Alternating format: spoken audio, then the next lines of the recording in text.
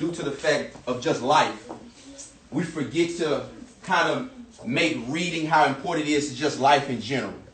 So I'm just going to ask you a few questions so our young kings, that are sitting in this classroom and also on this Zoom call, because we got people from all over the state on the Zoom call right now.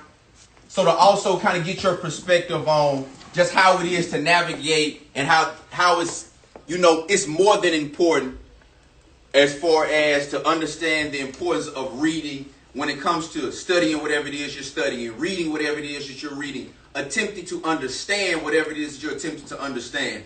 So I just want to get your perspective. I want to first start off. I'm going to introduce you, which you kind of don't really need an introduction. I personally followed your journey. Everybody, this is Jalen Hurts. For those who don't know, entered the University of Alabama, started as a true freshman, took his team all the way to the national championship. Unfortunately, they came up short. Second year, he faced some, his second year, yes, he faced some obstacles. I'll let him get into that if he chooses to share that. He faced some obstacles that he had to overcome. In his third year, it was one of the things that I just grew the most respect for you as a man.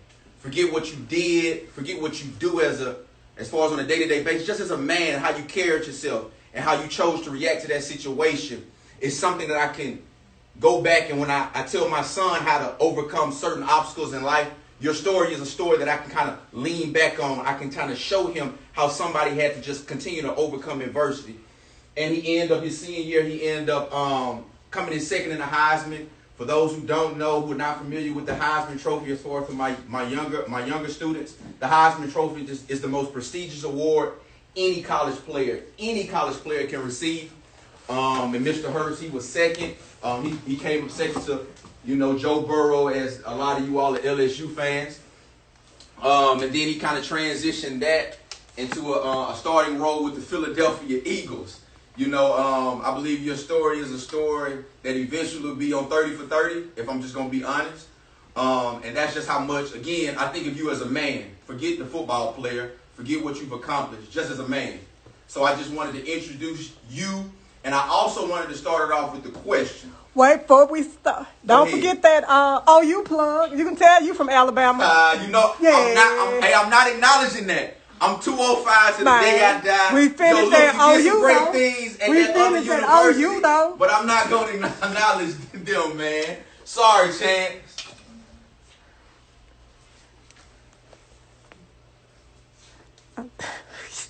My first question to you is, we all know how important, again, reading is as far as in the classroom. This particular profession that you're now pursuing, how important is reading in regards to what you do on an everyday basis? Yeah, I think first and foremost, reading is very important because it's all about processing, being able to understand information, whatever it is that's given to you, interpret it, and then put it into action. Everybody has a set of rules they have to go by, whatever their job is, or directions they have to follow. You got to be able to comprehend and do that. And I think, I think reading at an early age puts you in a better position where when you grow, and the older you get and you are in my shoes or in the profession you strive and choose to pursue, you're in a good situation and, nothing can really hold you back. If you can comprehend, nothing can really stop you, honestly, and reading helps you do that. Okay, so now let's talk about this particular thing that we call reading. So when it comes to reading and it comes to this career that you now have found yourself in what ways do you implement, if you can just think back, in what ways do you implement some of the same reading techniques that you were doing at 10, 11, 12 that you now see yourself doing in an NFL locker room or in an NFL meeting room? Yeah, I go back to that comprehend where really understanding what I'm reading. Everything you read, whether it's a Dr. Seuss book or a Harry Potter book or something that has some type of motivational influence on you, inspiring book, whatever it is, any of those books, they all have a message they're trying to deliver to you. They have a theme or a point of view, something that that is supposed to trigger you when you're reading it, and you're supposed to leave better from reading it. And I think reading helps me apply those things into my daily job, playing ball, whether it's being able to communicate because I maybe read something before, or being a better leader, reading a book about leadership or whatever it is. It all helps, and it can all play a pivotal role in what you do. Okay, so now learning is different right now. Learning is different for our young scholars. I'm almost sure kind of the way you probably used to do meetings in college is probably different than the way you do meetings in the NFL. As far as the way you look at material might be different. We have this thing, we got audio books and we got physical copy books. And a big kind of topic of conversation is which one is better. I prefer to take the method of whatever gets you to the particular point that you want to get to is the best for you. In your opinion, just adjusting to kind of how you probably learn different. I'm pretty sure your meetings are held on Zoom. Do you prefer an audio book or do you prefer an actual physical copy? I kind of go with what you just said. It depends. Everybody has a different type of learning style and what they prefer. I've always read books. I've always liked to highlight the important notes in the book or what I felt or connected with, or even when I was younger, when I took the test, I'd always, highlight or underline the important stuff in whatever passage I was reading. And I still do the same thing today. I be in meetings and we're installing plays about, what we're going to run for that week or preparing for games, and I still use some of those same methods. Let me stop you right there because I want to make this really real life on how my kids can really make this connection. Okay, let's take your playbook for instance. Your playbook, is it a physical copy playbook or is it based in technology? Which one is it? I'm old fashioned, so mine's a physical copy. But a lot of stuff is transitioning to the technology, the iPad, that type of deal, the Kindle or whatever it is, the computer. So you got to be able to do it on all assets, all platforms. And it's crazy you brought up audiobooks because I purchased the audiobook this morning that I was going to try to listen to. So you got to be able to do it all. But that's just what I prefer. And now let me ask you this, because again, we want to make it as real life as possible. When we're down on the sideline and we're looking at and we're studying, because a lot of my students, they don't understand as far as how you learn as you're actually playing the game. Could you inform not just my students, but also the people, on our phone call, just how important it is to be able to comprehend on the fly? Without a doubt, I think that's very essential because there's always something you can grow at. Your thirst for knowledge or whatever it is never full, and there's always something that maybe someone may know that you don't. You have to be able to, be able to take coaching, as they say, be able to be taught. You got to be patient when being taught, and ultimately adjust when you have to. I think that's the name of the game, the level I play at. That's really life, and whatever it is, you have to be able to adjust. And those who can adjust are usually ones who are successful in what they do. Okay. And also anybody that might have a question for Mr. Hurst, please just drop it in the chat. And I know he's very generous with his time, but we won't abuse it. And hopefully we can get your question not just asked, but also answered. Let's take it back to kind of like the audio book, that physical book. You strike me as a guy, who might read a little bit. If you could let the kids know, what's the last book, whether it be audio or whether it be physical, what's the last book that you read? I bought an audio book this morning, As a Man Thinketh, by Jeff Allen. And I'm looking forward to reading that. When I started it, actually, I just hadn't finished it, so I got the audiobook version of it, to finish it while I'm, maybe brushing my teeth or whatever. I just turn it on and listen to it. Yeah. Okay, so now let's take for instance any book. Give me one book that you feel as though you can apply, because we have a lot of athletes online right now. Give me one book that you would recommend that helped you along your athletic journey as well as your journey just as a lifelong learner. I think the Kobe Bryant book that I had, just kind of a monologue or a step into his way of thinking and see how he thought, how he processed stuff, and how he went about his business. I think I enjoyed that one, and it's helped me and altered my mentality, or if not, kind of uplifted it. And I think me buying that book I bought this morning speaks volumes for what it is. You know, it's the power of the mind. You know, you are what you think, and all you kids out there, you put your mind to anything, you can go get it. And that's all the book is. Speaking of going to get it. Now I know you hey man, you still wet behind the ears when it comes to the NFL. I know this, but I'm almost sure it's some conversations that you and your old man. Again, I don't know him personally, but I hear how you speak about him, and I hear how the announcers speak about him. What does life look like reading wise for Jalen Hurts after football? You have to remain diligent with it and continue to do it. It's something, you know, I kind of joke about, old folks reading the papers and doing all that. You know, my grandparents reading, doing those things sometimes, and they have a lot of free time on their hands, but it gives you, it presents an opportunity for you to remain knowledgeable on what's going on. And I think that's what reading is all about. It allows you to grow. It forces you to grow. Because there's so many different things going on in the world, so many unique topics, going around the world, and the more knowledgeable you can be, the better you are. And reading, helps you do that. Now I see it's a certain pendant hanging around your neck. Now, personally, my personal opinion, I like a different crew than Rocky 1911, but hey, I won't judge you for the mistakes that we made, man. We can just only hope to grow from them. You know what I'm talking about?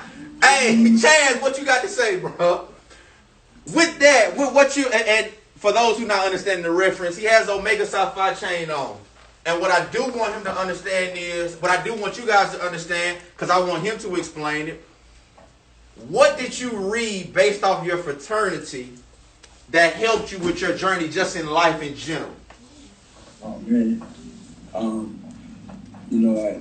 Come on now, friendship. The manhood, scholarship, perseverance, and open is the four cardinal principles my fraternity goes off of.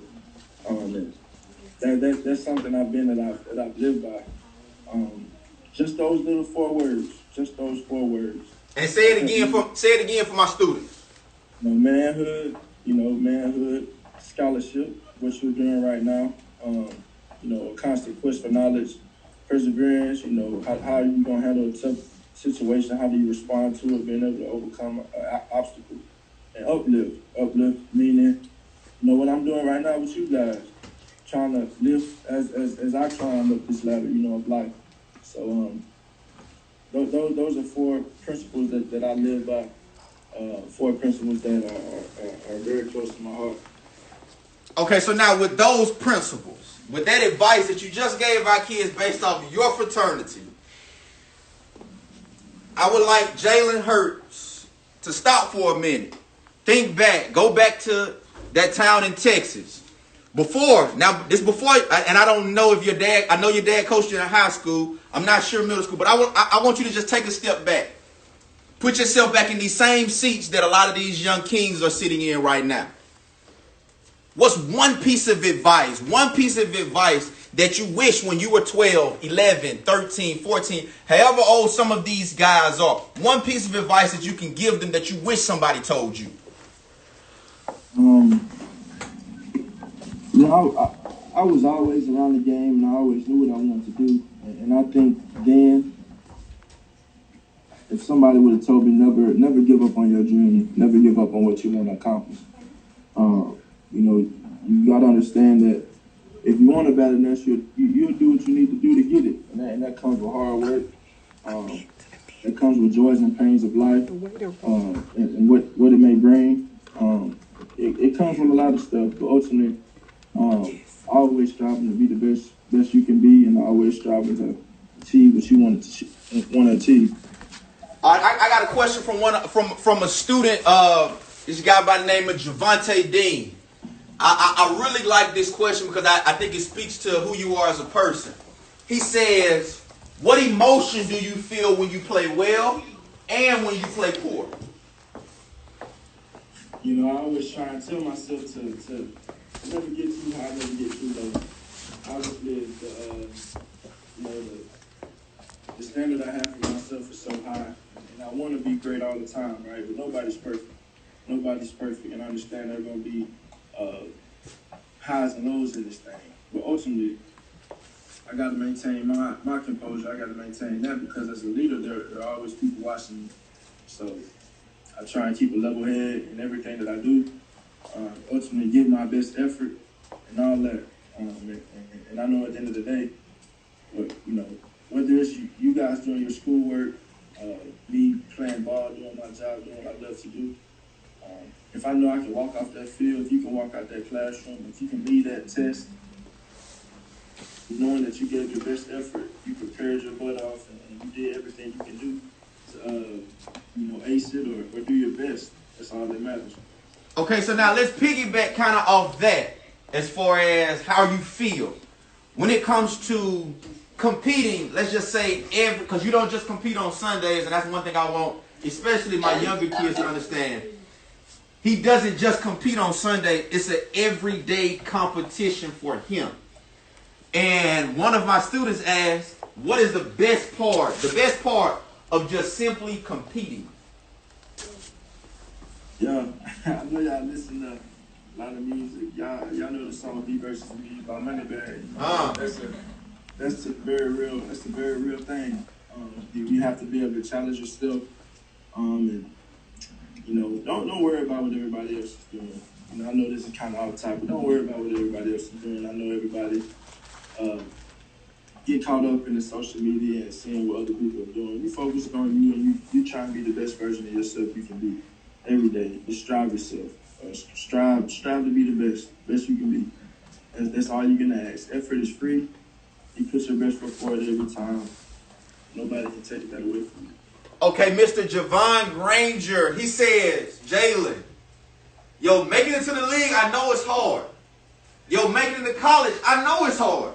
He said, what is the most difficult thing you had to experience when you were transitioning from high school to college and then college to the NFL?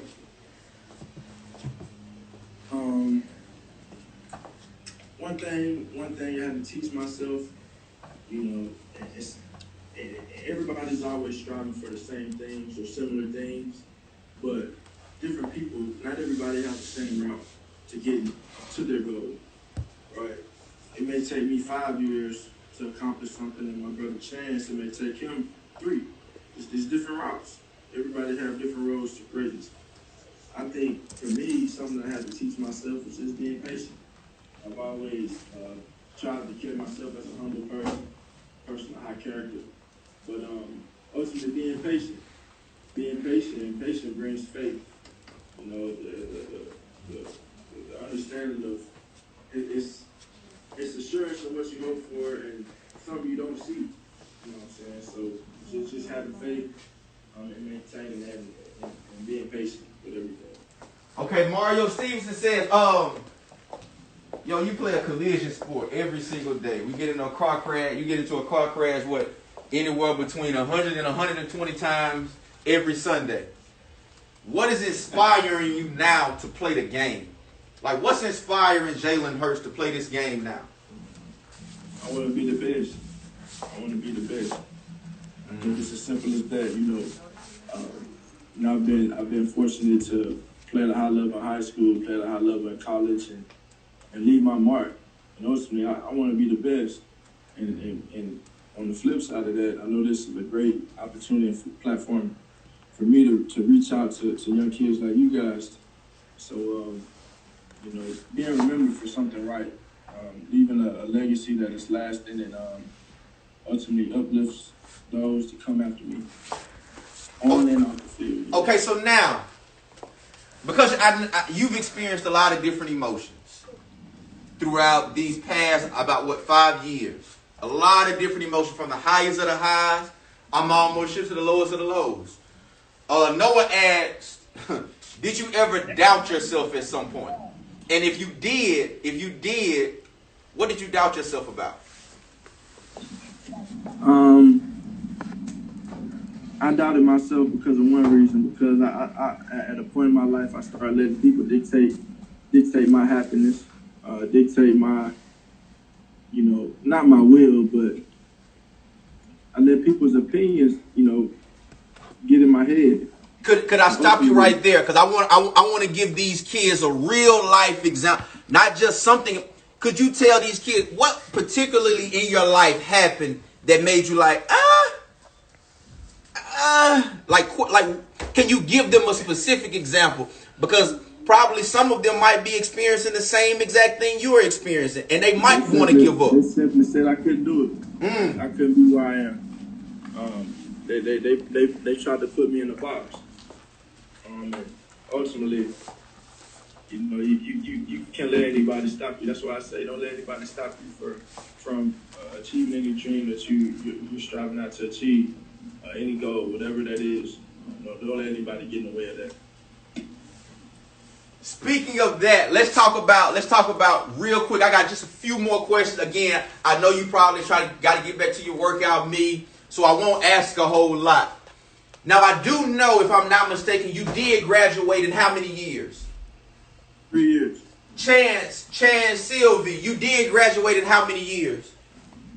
3. Okay, so now, Jalen and Chance, at any point in time in your college career, did you ever stop playing football and strictly focus on sports? Not once. Mr. Hurst, at any point in time in your career, did you ever stop playing football and strictly focus on school? No, sir. Okay, so now, what I want everybody on the Zoom call to see is the typical college student graduates in 4 years. For some degrees, it's 4.5.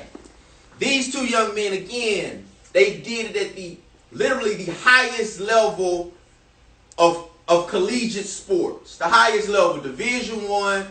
I mean, you have Jalen, who went to 2 Division I schools. You have Chance, who went to 1 Division I school. And both of the times in their career, they played in the college football playoffs. So as a college football player, that's the highest of the highest you can get. With that being in the highest of the highest you can get, what obstacles did you guys have to overcome to balance both of them? Because we all know it's not easy. I want both of y'all to answer that. I'll just go ahead and say, it wasn't easy. It took some time. It took being mature and knowing that if this is what I want to do, I have to do this to accomplish it. It took some late nights, a lot of typing, a lot of writing, all those types of things. But ultimately, it just took all it took was a little dedication, determination, and a little work. And that's something I was willing to do to accomplish that. And it's something I brag about sometimes, graduating in 3 years. I went, hey, stick your chest out. Mr. Sylvie, what you got? What I say, like I told y'all earlier, when I was on earlier at 12, once you just figure out your why, then everything else is simple. Hold on, we got some new viewers. They don't know what is a why. So for my new viewers, what is a why? So how I explain that is, your why is just what gets you up every day, every morning, anytime you face anything of hardship, what allows you just to keep going when at times your self-conscious tells you to stop. And that's when you figure out your why. So, like, for example, your why might be just to move yourself out of the spot you in your life. Maybe you don't want your mama to work anymore, or maybe you just want to A on the test. That's your why. And then I just figured out my why, and it kind of made it easier. But it wasn't easy. Like Jalen said, a lot of long nights, a lot of times in study hall where I didn't want to go after practice. Just dedications, and just telling your self-conscious self that at this time, it's probably 11 at night, that, man, I don't want to do this assignment, but just telling your self-conscious self that, you got to do your assignment in order to achieve a certain goal, and that right there requires discipline. And then once you just put that discipline in your life, that allows everything else just to be easier. And that's what I say would be just the goal I had and how I did it. Graduating 3 years. Okay, this is gonna be my last question for both of you all, and I'm gonna let Chance go first, and I'm gonna let you finish it out, Mr. Hertz. You got one piece of advice to however many people on the call. You got one thing. You got 4 words. Give me 4 words that you can leave with these young men and young ladies. What's 4 words that you can leave with them that'll be beneficial as they move forward? Just 4. You only got 4, so you got to make them count. It's easy. Talk to me. All right. My first word was manhood, and you can switch that to womanhood. And what that is, that's just your character. And once you just develop your character, that allows you just to go farther in life, because character allows people to trust you. You want the teacher to be able to just talk about you, like, hey, I don't know anybody's name in the class, but for example, say your name was Didi. Man, like Didi's a good character kid, so maybe at the time you need an A on that test, but you might get a C, and your teacher might pull you aside because you're a good character and give you the opportunity just to make up for those mishaps on those tests. Good character goes a long way. Treating everybody with the same self-respect. And then 2, scholarship is putting yourself books first. Just knowing that the more you apply yourself with knowledge, the more it gives you an opportunity to grow in life, allow you to build. Because like I said it earlier, like a rock. You can throw a rock, you can kick a rock, you can do anything with a rock because you don't know nothing, and it's not powerful. But once you add to and attain that knowledge, you become a mountain, you become immovable. Like perseverance, that would be the 3rd word. Perseverance just allows you just to anything in life that may seem hard, just the perseverance to fight through it. It's not always easy, and so you got to surround yourself with just good character friends that can allow you to pull through it. And then man, scholarship person, and then uplifting the person around you, and also uplifting yourself. A lot of people just forget that part. That a lot of times you forget to uplift yourself. And in times of needs, sometimes you may be at your lowest, and just finding opportunities to uplift yourself. Like, you might be doing a project, leak test coming up. I'm from Louisiana, so like the leak test coming up, you like, man, I know I'm not going to pass the test, but find a way just to uplift yourself and to study and just give yourself just a, I guess, I want to say the right word. Give yourself the correct attitude going towards it. So that'll be my 4 words just for y'all. I won't say too much, but that'll be my 4 words for y'all, and they all got deeper meanings. And that'll be my 4 words I give to them. Mr. Hurst, close us out. You got 4 words. They listening. They all ears. You just got 4 words to give to them. What 4 words you giving to them? You probably got the best 4. Man, that's the word. I wasn't gonna say it was the word 4. Hey, but that's your 4 chance, so I'm gonna let you have it. But I think respect. I think respect is one. Not only having respect for yourself, for being able to uplift yourself, like Chance just alluded to, but respecting your elders, respecting those around you, respect your friends. I think, showing, my second word is showing aspiration for doing anything that you want to do. I alluded to that as well earlier, talking about, just striving for your goals and your dreams and doing what you got to do to accomplish it. I think having some patience in life, like I alluded to as well earlier, being able to keep the faith when things are up, things are down, whatever it is, being able to maintain, never change your habits, your good habits at least, change the bad ones if you got some, but always maintain, always striving to be the best version of yourself, and being rooted in your faith at all times, and ultimately being a good friend and being able to persevere through anything and everything, overcoming all with the mindset that I can and I will. Every day I wake up and tell myself a few things about, hey, I'm going to be the best. Goes on with that. Tell yourself what you want to be every day. Tell yourself, say it out loud. Little JJ back there, you want to be a starting quarterback, you want to play in the NFL, you want to get your mama a new house, whatever it is, tell yourself that every day. And don't forget it. It'll take you a long way, I promise you. Man, when I tell you, I can't thank, yourself, Chance, Miss Bradford, Earl, like all of our, like I can't express enough just how thankful I am that you guys were able to actually impute some knowledge into each and every last one of these young kids. Again, I know how valuable each and every last one of your hours, minutes, days, and weeks are.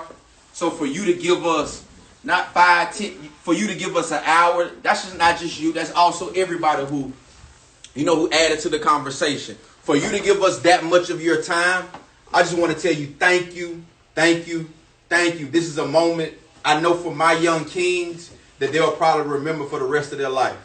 So I just want to tell you thank you for being able to leave a long-lasting impression on each and every last one of these kids. And for both of you all, Chance, Jalen, Journey, I know I saw her name pop up. Continue doing what you all are doing. The courage that you guys constantly display, that's something, me personally, I wish I had at you all's age. I wish I was able to be as brave as you are. I wish I was able to continue to just overcome some of the doubt that I had about myself when I was you guys' age. But I didn't necessarily have that. So to see you guys actually walk into how brave you are, to see you guys actually walk into just how courageous you really and truly can be, it gives not just the younger generation hope, but it also gives the older generation inspiration. So for that, I just want to tell each and every last one of you all, thank you, thank you, thank you. You guys deserve that. Give them a hand, y'all. Give them a hand. And if you could, man, just say a thank. Could you say thank you to our entire Cherokee Park community? Because I mean, they gave not just me but these kids the platform to actually hear the knowledge that you have to speak. You want us to say? Yeah. Oh, thank you. Especially thank you to my mother and also Mr. Phillips and also the kids for just giving us the time to be able to talk to y'all and just impart knowledge upon y'all. Like I said, I was a fellow Cherokee Park student. I wasn't one of the best, not gonna lie, but you definitely can. Like Jalen said, just wake up every day and just tell yourself what you want to be. And you can achieve it. I was in those same shoes and the same desk. Y'all got nice equipment now, but we had some old stuff. But just keep striving. Yeah, I want to say just thank you for the opportunity. I know, as a young kid, I grew up in Houston, Texas. I went to a whole different school, a whole different place. But like you guys, some of the same things. We all deal with the same things and have to overcome the same things. So ultimately, I just want to encourage you guys to go out there and achieve whatever you want to. Know that it's always important to read. Quest for knowledge is very critical in this time we live in. And just go out there and achieve your dreams. Make it stop. Thank you so much. As well as thank you, Miss Wells. I didn't even know you jumped back in, but thank you, Miss Wells, as well. Thank you. Again, guys, I hope we take what we've learned, from all of our panelists and find some way, whether it be small, whether it be big, whether it be large, or whether it be almost microscopic. I hope we can find some way to take something that one of these individuals said, because I know I have, and find a way to apply it, not just today, but every single day moving forward. So again, I just want to tell you all thank you, and I'll allow our principal to close this thing out.